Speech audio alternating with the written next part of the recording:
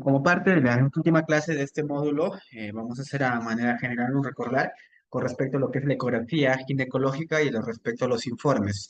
Y hay la visualización de o la obtención de las imágenes eh, con respecto a la práctica ya va a ser realizada el día 22.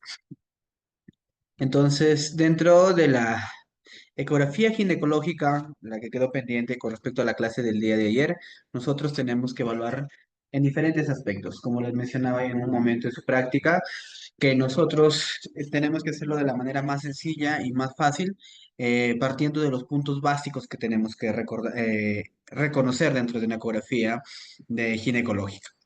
La ecografía ginecológica, por lo general, es siempre transvaginal, pero también lo podemos hacer abdominal con el traductor convexo, pues, ¿no? Pero la mejor imagen, la mejor calidad de imagen que tenemos es la transvaginal, pero a veces tenemos pacientes en las cuales no lo podemos realizar transvaginal. Por ejemplo, son las personas que no han tenido actividad sexual hasta el momento, entonces sí o sí necesitamos hacerlo por la vía transabdominal.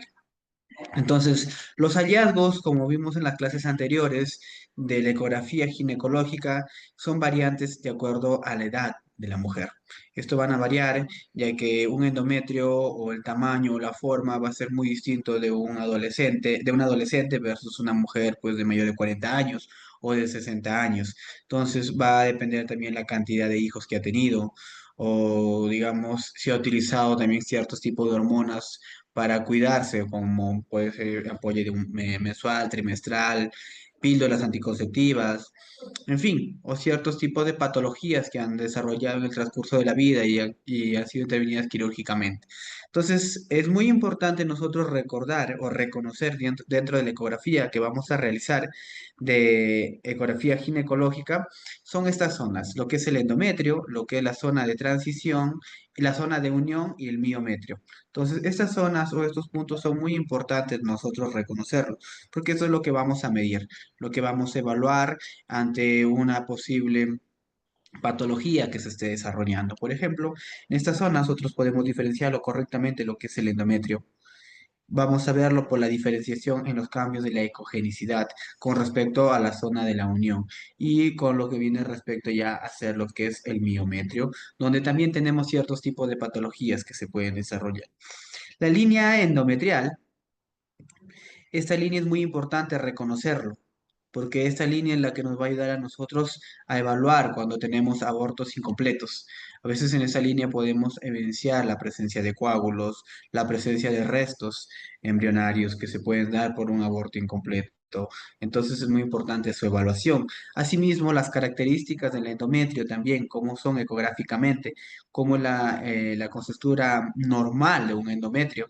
Esto nos va a ayudar a nosotros a reconocer o a conocer en qué momentos varía durante el ciclo menstrual y con respecto a una paciente, si está embarazada, qué tanto debe cambiar o cómo podemos sospechar de un embarazo ectópico, pues, ¿no? El útero y la posición. Las posiciones, como vimos, son diversas. Va a depender mucho de la evaluación nosotros cómo realicemos y cómo ingresemos a realizar la ecografía TV. Si no se recuerda en la práctica, cuando nosotros realizamos y queremos visualizar lo que es el útero propiamente, primero lo que tenemos que tratar de ubicar lo que es el cuello uterino. El cuello uterino, nosotros tenemos que ubicarlo con respecto a lo que son a las cúpulas vaginales. Nosotros cuando ingresamos con el traductor, podemos ingresar o bien por la cúpula anterior o bien por la parte posterior. Entonces ahí uno de los dos campos nos va a dar nosotros la visibilidad para obtener una buena característica o una buena imagen del útero. Entonces, con respecto a ello, por ejemplo, en esta imagen que estamos viendo acá, estamos entrando en la cúpula anterior de la vagina, o sea, estamos entrando a nivel de esa zona y estamos obteniendo una imagen de anteversión, o sea, de un útero anteverso. Y acá podemos evidenciar una imagen de retroversión, ya que la posición del útero está invertida y eso nos indica con respecto al eje inicial que todos nos estamos ingresando. Los traductores, por lo general, tienen una muesca de una marca donde siempre nosotros tenemos que reconocerlo. Por lo general, esta muesca está en la parte anterior. Son unos puntos, a veces son una raya, o a veces son, digamos, una línea de 1 centímetro o medio centímetro, va a depender, pero siempre va a haber algo que lo diferencia. Entonces, esa es la posición que debemos ingresar nosotros por vía vaginal. De ahí ya podemos hacer los movimientos de rotación, eh, como se evidenció en la práctica anterior y lo que lo vamos a repetir en esta práctica del día 22. El útero también podemos evaluarlo modificando estas posiciones. Por ejemplo, nosotros acá tenemos la parte del traductor transvaginal o endocavitario. Entonces, pero este traductor ya giró en su ángulo propiamente. Entonces, al girar en este ángulo, podemos maniobrar y encontrar si el útero se encuentra al lado derecho o al lado izquierdo, por ejemplo, con respecto a la posición inicial, pero eso guarda relación con la primer ingreso que nosotros estamos realizando por la vía vaginal. Es por eso muy importante que les decía yo, al momento de entrar a la cavidad vaginal se tiene que entrar con los puntos hacia la parte anterior, con la finalidad de que cuando ubiquemos lo que es el cuello uterino, nosotros recién podamos hacer el giro hacia la derecha o hacia la izquierda para obtener la imagen. Por lo general, lo recomendable es hacer el giro al lado izquierdo con una rotación antihoraria. El endometrio también es cambiante. Va a cambiar su apariencia y en su grosor con respecto a la fase del ciclo menstrual, desde que puede ser una franja bien delgada, como también puede ser a una imagen bien engrosada. Pues en una fase menstrual vamos a evidenciar que este endometrio va a tener una medida de 2 a 4 milímetros en promedio. Entonces la medida se da de ambos extremos, en la parte más homogénea del endometrio, en la parte más central, donde tengamos unas características ideales de medir el endometrio. Asimismo, en la fase proliferativa vamos a encontrar ya la formación de esta línea que les mencionaba yo anteriormente, que es muy importante reconocerlo, en la forma que vamos a evidenciarlo en forma de 3 líneas en la fase proliferativa, lo que es el endometrio. Y aquí vamos a hacer la medida de la línea, la primera línea y la tercera línea para hacer la medición correctamente.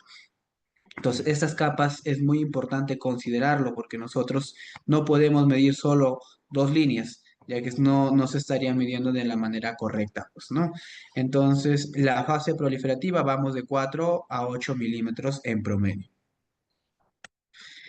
Lo que es en la fase secretora, vamos a ver que es la parte más gruesa dentro del ciclo menstrual que se va a evidenciar y ya no vamos a tener esa presencia de esa línea, sino solo vamos a ver una forma ovoide alargada con la diferenciación solo de la unión nada más que tenemos con la capa con respecto a lo que es al miometrio, pues, ¿no? Entonces, este endometrio también tenemos que medir en la parte central, donde está la parte más homogénea, y vamos a tener una medida en promedio de 7 a 14 milímetros.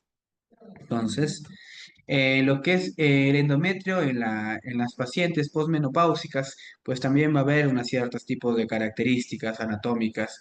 Uno debe ser un endometrio liso y homogéneo y suele ser inferior a los 5 milímetros. Y esto es lo que tenemos que medir. Cuando ya nosotros encontramos alguna patología por encima de este valor, entonces debemos sospechar de patologías correspondientes a la edad de la paciente, ¿no? Y hacer un seguimiento con las manifestaciones clínicas que puede tener. Dentro de la evaluación de los ovarios, es muy importante, como les mencionaba yo, tiene que ver mucho con la evaluación de lo que es el útero. Si nosotros tenemos acá el útero y ingresamos a través de la vagina con el traductor, entonces acá solo vamos a obtener una imagen longitudinal. Si nosotros giramos hacia el lado izquierdo, obtenemos la imagen transversal del útero, que más o menos sería una imagen de esta forma. Entonces, lo mismo es que tenemos que encontrar con lo que es la evaluación de los ovarios. Simplemente orientamos al lado que queremos visualizar, si es el ovario derecho o si es el ovario izquierdo. Entonces, simplemente cambiamos de posición lo que es el traductor, nada más. Y ahí hacemos los giros nuevamente, regresamos a la posición inicial con los puntos que marca el traductor en la parte anterior y luego giramos de manera antihoraria para obtener la imagen transversal, para obtener estas medidas, porque nosotros debemos tener dos imágenes, como podemos ver acá en esta diapositiva, para obtener lo que es el ancho, el espesor y el largo. Eso es muy importante porque se tiene que calcular sí o sí en dos planos. Entonces, en base a eso, nosotros podemos calcular el volumen. Entonces, muchos de los ecógrafos simplemente vas, colocas en la medición de qué es de ovario y simplemente colocamos lo que es volumen, ya viene por defecto esta fórmula agregando este número. Entonces, ya simplemente nos da el resultado. Vamos a ver que en la edad fértil en promedio los volúmenes van hasta 20 milímetros y en lo que es la posmenopáusica hasta 10 milímetros, ¿no? Entonces, los quistes de Nabot son imágenes ecogénicas, hipoecogénicas, con características benignas, refiriéndonos a los hallazgos ecográficos que se podemos encontrar, pero son muy frecuentes encontrarlos y a veces también hasta duda nos puede dar a nosotros para hacer un diagnóstico diferencial de ciertos tipos de patologías. Es muy importante porque es muy frecuente encontrarlo y siempre se van a ubicar en esta zona. Cuando nosotros ubicamos lo que es el traductor a través de la vagina en la cúpula anterior, por ejemplo, en esta imagen, a nivel del cuello uterino, vamos a evidenciar estas imágenes. Acá, como también lo podemos evidenciar, son lesiones no neoplásicas, son quísticas anecoicas bien definidas cerca del canal endocervical. Entonces es muy importante mencionarlos también en los informes, ¿no? Que ha habido la presencia, por lo general se informa del quiste nabo más grande y la cantidad de quistes que se están evidenciando o que estamos evaluando dentro de esta ecografía. El cuerpo lúteo también es una evaluación muy importante que debemos realizar, y que hay una característica ideal que siempre nosotros debemos hacer un diagnóstico diferencial, porque a veces nosotros ingresamos al ovario y encontramos esta imagen y vamos a decir, "Ah, hay un quiste, ¿no? Siempre a veces pensamos eso, toda imagen hipoecogénica ovoide con ciertos tipos de diámetros, 3, 4, 5 centímetros, vamos a decir quiste. Entonces, no, nosotros tenemos que diferenciar uno, evaluar en qué fase del ciclo menstrual se encuentra. Dos, activar lo que es este anillo de fuego. ¿Y cómo se activa este anillo de fuego? Con lo que es el Power Doppler y el Color Doppler, perdón. Entonces, se va a evidenciar esta imagen. Entonces, ese es característico típico del cuerpo lúteo. Su comportamiento va a depender si el óvulo fue fecundado o no fue fecundado. Pues no, por lo general, las medidas van de 2 a 5 centímetros en promedio. La cicatriz de cesárea, es muy importante evaluarlas. A veces hay pacientes que vienen a los 6 meses, al año, o incluso a los 2, 3 años, refiriendo dolor en la zona de la cesárea. Doctor, yo siento como un desgarro, siento que piquetes a nivel de la cicatriz de la cesárea. Hay pacientes hasta que 10 años después aún se siguen quejando de eso. Entonces, la evaluación, a veces los pacientes se sienten tranquilos cuando tú haces una evaluación de esta cicatriz. Por eso es muy importante realizarlo y evaluarlo.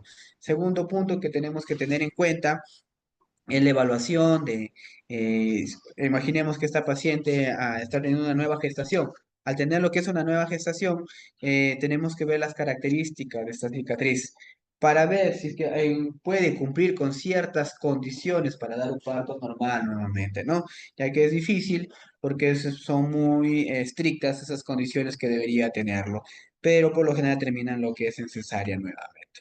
Entonces, acá tenemos a modo de resumen unos informes con respecto a ciertos tipos de patologías de la parte ginecológica. Con respecto, por ejemplo, cómo deberíamos informar más o menos cuando encontramos una miomatosis uterina. Por lo general, siempre, como les he mencionado en todas las clases, la identificación del paciente, la edad, la fecha, el motivo del estudio, el tipo de ecografía que se está realizando. Aquí debemos agregar el modelo del ecógrafo, es muy importante. El modelo del ecógrafo porque eso nos va a ayudar a nosotros a determinar qué tanto pudimos explorar esa parte, pues, ¿no? Los hallazgos, por lo general en una miomatosis uterina podemos informarlo. Primero, el útero, pues, ¿no? Anteroversión o retroversión, dependiendo de la posición que se encuentre. El tamaño, tenemos que informarlo. Las medidas, como ya les mencioné, se hacen en dos planos. Tenemos uno y tenemos el otro plano, que es el transverso, pues, ¿no?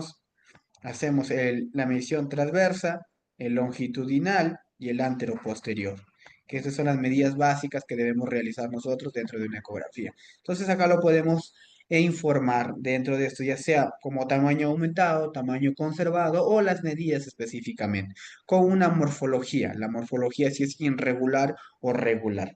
El miometrio si es heterogéneo, con la presencia de múltiples imágenes nodulares hipoecogénicas bien delimitadas, sin halo periférico compatible con liomiomas. Entonces, estas son las características de los liomiomas, cómo deberíamos informarlo dentro de una ecografía ginecológica.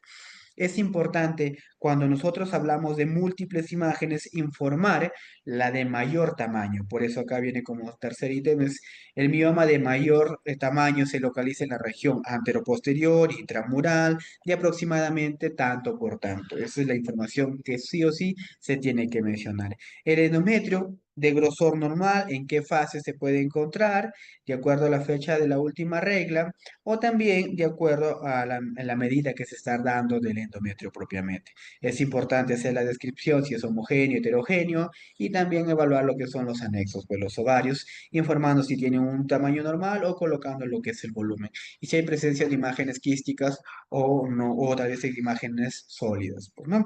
Entonces, la conclusión se llegaría a ser una ecografía compatible con una miomatosis uterina múltiple, se sugiere seguimiento clínico y ecográfico según la evaluación o evolución propiamente de la patología del paciente.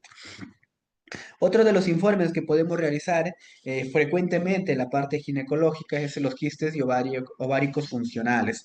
Nuevamente, la parte de la anamnesis es muy importante realizar e informar siempre y la forma como podemos hacer un informe simple y sencillo es informando el útero, pues, previamente la posición, el tamaño y la ecogenicidad, el endometrio, las características y su medida, pues, ¿no? Correctamente.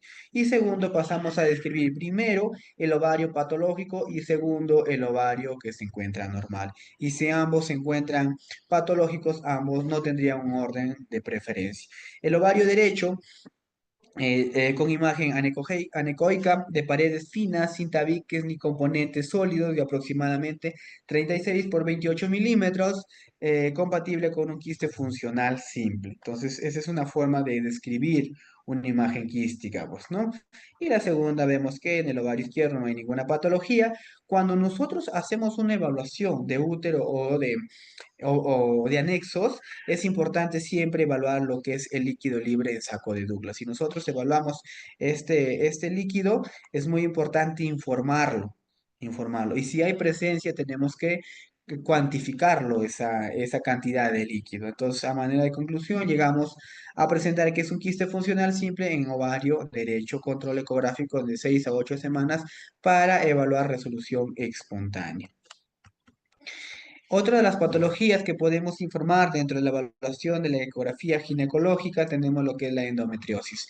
Nuevamente, volvemos a describir de manera general las características básicas dentro de la anamnesis que realizamos de una ecografía, con el motivo de estudio es muy importante y la fecha, y nuevamente con respecto al útero. Iniciamos con su posición, el tamaño y si existe algún cambio en el endometrio o miometrio. Describimos el ovario izquierdo como una imagen quística con contenido homogéneo finamente, ecosuspenso, vidrio esmerilado. Aquí es donde entran a tallar ciertos tipos de características ecográficas que podemos ya nosotros diferenciar en las clases anteriores que se mencionó para ciertos tipos de patología. Entonces lo podemos mencionar. Asimismo, las medidas, si tiene tabique, si tiene flujo Doppler o no tiene flujo Doppler, y sugerente de un endometrioma. Ovario derecho libre o ovario derecho con características ecográficas normales, también podemos informar.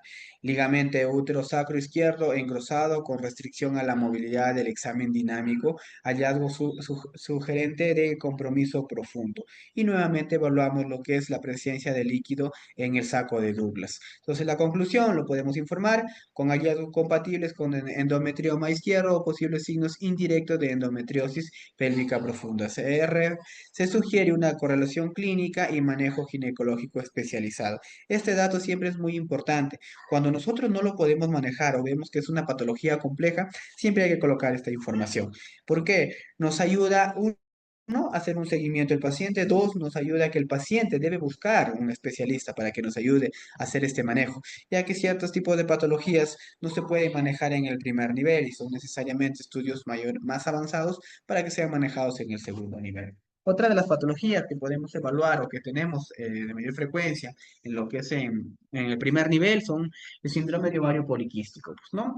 Es muy frecuente diagnosticarlo, a veces ya con un 70-80% solo con la clínica, que solo nos faltaría la ecografía para hacer un diagnóstico finalmente completo.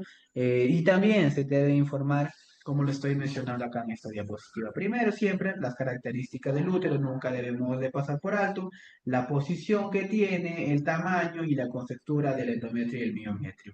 Si el endometrio tiene ciertas características que lo podemos informar, claro que sí, el grosor, si es lineal, acorde con la fase del ciclo menstrual o no es acorde.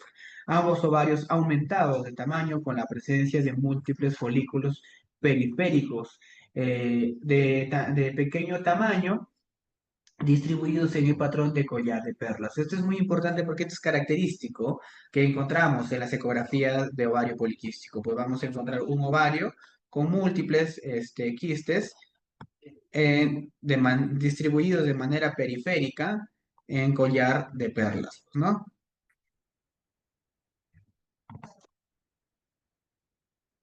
Entonces, eso es importante nosotros informarlo, estos hallazgos ecográficos, para nosotros tener más consistencia en nuestro diagnóstico final.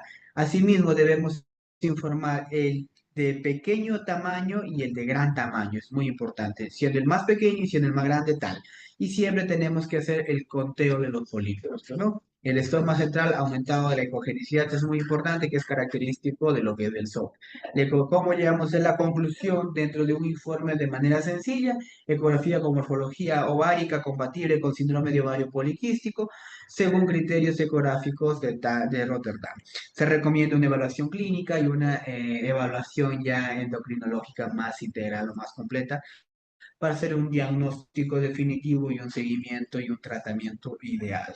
Entonces, este es el informe básico que nosotros debemos aprender a realizar en un software. Entonces, si nosotros hacemos este informe, téngalo por seguro que estamos haciendo más del 90% de nuestro trabajo en el diagnóstico de ese tipo de patologías. Simplemente nos faltaría hacer el seguimiento y el tratamiento de esos tipos de pacientes.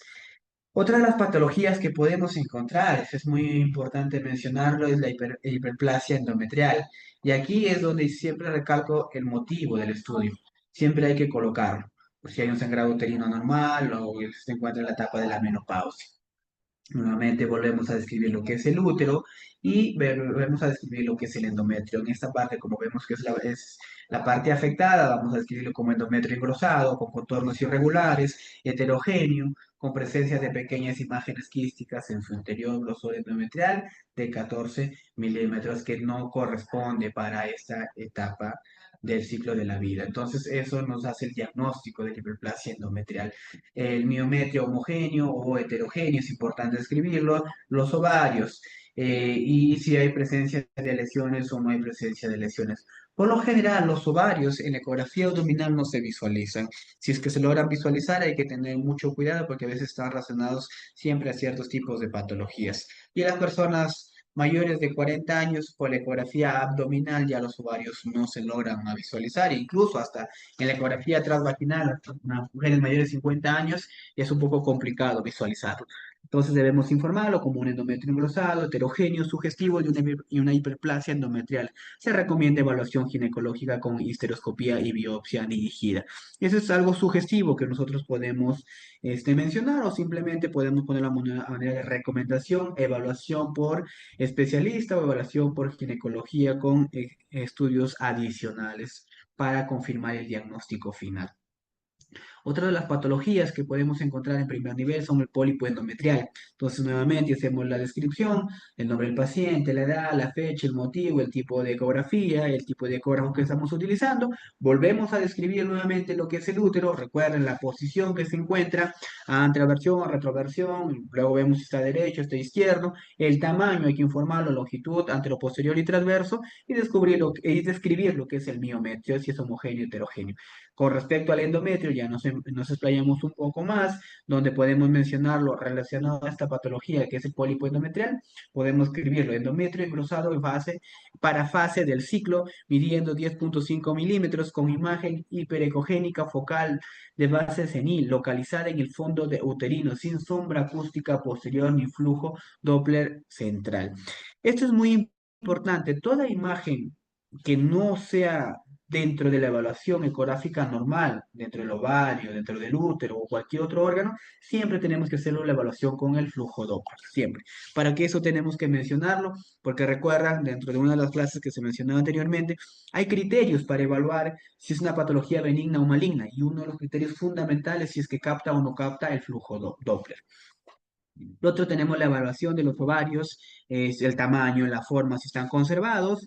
Si lo podemos detallar, excelente, no habría ningún problema, pero si vemos que no hay ninguna patología, ninguna imagen sugestiva de un quiste o imagen sólida, simplemente lo podemos informar tal cual como está. Ovarios de tamaño y morfología conservada sin imágenes quísticas ni sólidas. La conclusión, llegaríamos de esta ecografía, hallazgos ecográficos compatibles con pólipo endometrial. Se sugiere histerosonografía o histeroscopía diagnóstica y terapéutica según el criterio clínico. Otra de las evaluaciones o las informaciones que nosotros siempre vamos a dar dentro de la evaluación de primer nivel es el embarazo ectópico, pues, ¿no? Esta evaluación, este, esta evaluación es muy importante porque siempre nosotros vamos a estar utilizando para hacer el seguimiento de nuestras gestantes.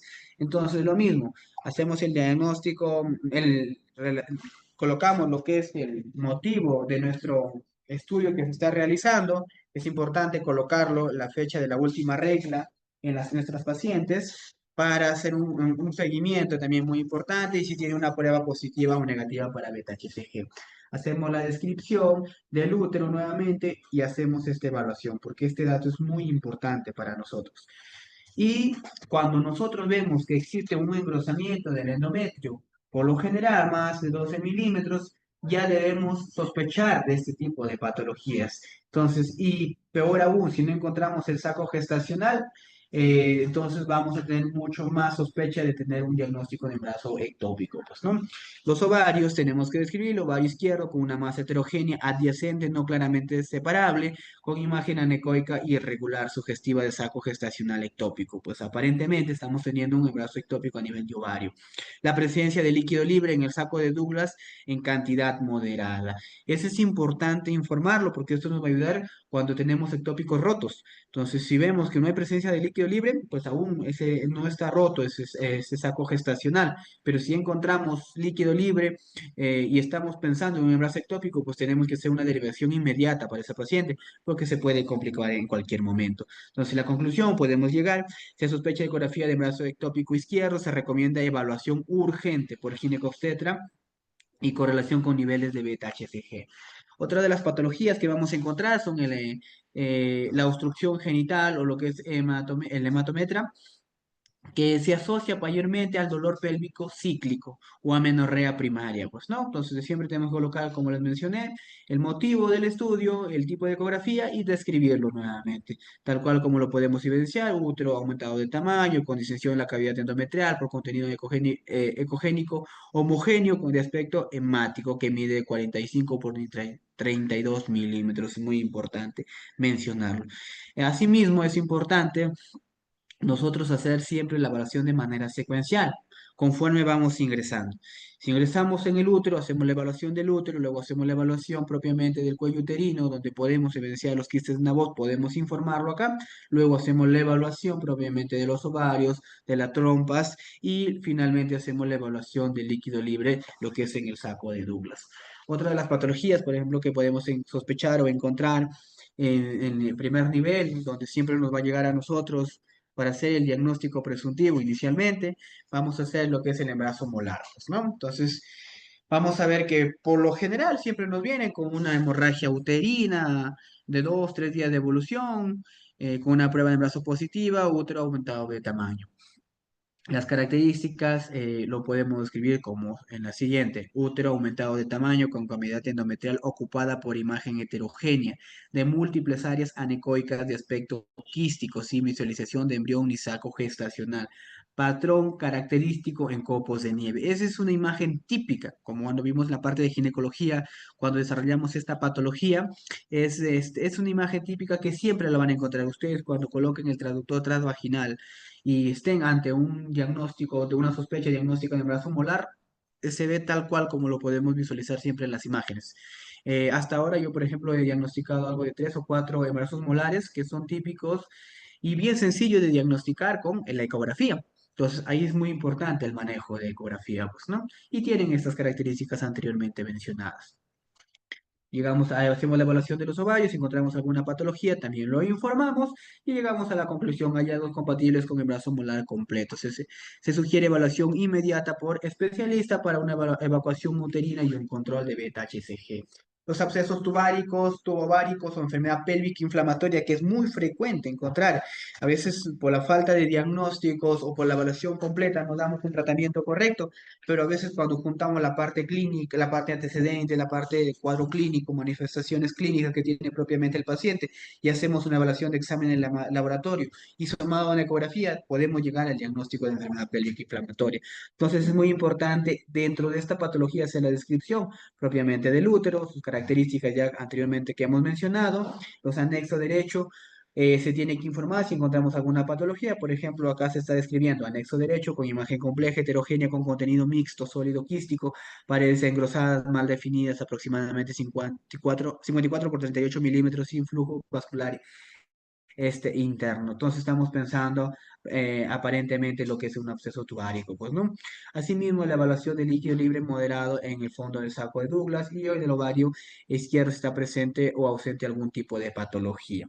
Entonces, en este tipo de evaluaciones también es muy importante mencionarlo dentro de la ecografía al momento de realizar la evaluación ecográfica si la paciente tiene dolor o no tiene dolor, porque es un signo ecográfico característico de ciertos tipos de patología. Y por ejemplo, de la EPI un signo ecográfico importante, que si el paciente tiene. El paciente tiene dolor a la ECO-TB, dolor cuando tiene relaciones sexuales, dolor de largo tiempo en mi abdomen inferior, por ahí tiene un síndrome de flujo vaginal asociado con ciertas recurrencias de infecciones de vías urinarias, entre otros tipos de complicaciones que puede tener, ya podemos llegar a hacer un diagnóstico pues completamente de una enfermedad pélvica inflamatoria. Entonces, estos son informes simples que nosotros podemos realizar dentro de la evaluación de la ecografía de primer nivel básica, ¿no? De ginecología. Entonces, es muy importante nosotros tomar en consideración lo que les he mencionado para ciertos tipos de patologías. Estos informes son los básicos y los más frecuentes que encontramos dentro de la evaluación, dentro del primer nivel. Entonces, nosotros debemos tomar en cuenta, de hecho, que lo podemos mejorar, claro que sí. Podemos hacer evaluaciones más completas. Claro que sí, podemos agregar más puntos, más ítems dentro de evaluación del útero, de los ovarios, y podemos hacer evaluaciones o extensiones incluso de las propias ecografías hasta la ecografía abdominal, abdominopélvica, ecografía pélvica, ecografía ginecológica transvaginal, ecografía abdominal ginecológica, un sinfín de variaciones. Hasta incluso podemos solo hacer evaluación de un ovario nada más. También podemos informar, pero siempre hay que seguir esta secuencia que les estoy mencionando. Y es muy importante colocar estos datos. Esta información que les menciono es lo mínimo y necesario que debe tener un informe. Sin esto, no se puede pasar por alto este tipo de informes. Si no, vamos a entrar en el error y no vamos a tener una coherencia en la información que estamos realizando. Entonces, todo lo que evaluemos y es negativo debemos informarlo. Todo lo que evaluemos y está positivo también tenemos que informarlo. Y lo que no lo realizamos no se evalúa. Y si tenemos una sospecha diagnóstica o una duda diagnóstica, pues hay que colocarlo dentro de la conclusión. Se sugiere una evaluación por especialistas, se sugiere realizar estudios adicionales para complementar el diagnóstico, claro que sí, porque con la ecografía no se hace diagnóstico definitivos, sino son ayudas diagnósticas para hacer el diagnóstico final, ya que tenemos que juntar lo que es el cuadro clínico, lo que son los exámenes auxiliares y los exámenes imagenológicos, ¿no? Que dentro de eso tenemos lo que es la ecografía. Entonces, por el día de hoy concluimos esta clase con respecto a la evaluación de ginecología que debemos tener en cuenta para el momento de realizar nuestra práctica del día 22. Si tienen alguna duda, me lo pueden hacer llegar por el chat o activar sus micrófonos para poder absolverlos en este momento.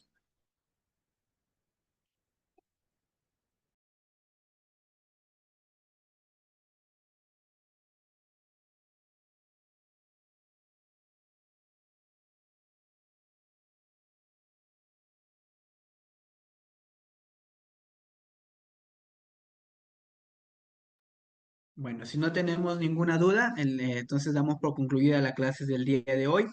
En el día de la práctica les voy a pasar a todos yo tengo un Word donde están todos mis informes que siempre paro redactando de mis ecografías que realizo, para que tal vez les pueda ayudar en algo o que se puedan guiar para que ustedes puedan redactar ciertos tipos de ecografías. Les recomiendo siempre eso, que ustedes tengan ya un archivo ya determinado para cada uno de ustedes y en base a eso vayan modificando. Y por cada vez que ustedes realicen una ecografía y van modificando, sus informes ecográficos van a salir de mayor calidad, van a tener una información necesaria y precisa. Entonces es la recomendación que siempre les hago a todos los estudiantes, a todos los médicos, obstetras, que realicen, o cualquier tipo de personal de salud que realice ecografía, siempre hay que ir perfeccionando nuestras técnicas y dentro de eso es el informe ecográfico. El informe ecográfico debe reflejar tal cual o nos debe hacer imaginar una imagen como lo estuviéramos viendo en vivo y en directo sin visualizar lo que es la ecografía. Entonces, está la importancia en traducir con los términos adecuados dentro del informe de la ecografía. Entonces, que tengan muy buenas noches todos. Damos por concluido el día de hoy.